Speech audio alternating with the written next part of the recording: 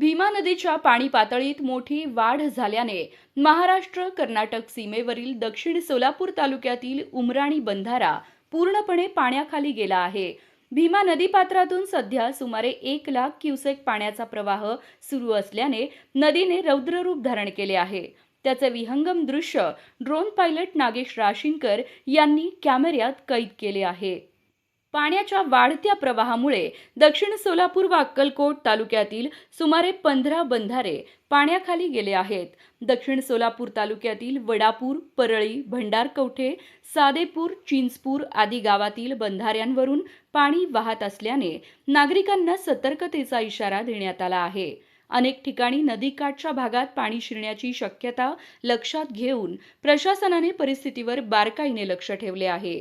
पूरस्थितीचा धोका लक्षात घेता नदीकाठच्या नागरिकांनी सुरक्षित स्थळी स्थलांतर करावे, तसेच बंधारे व नदीपात्राजवळ जाणे टाळावे असे आवाहन प्रशासनाने केले आहे।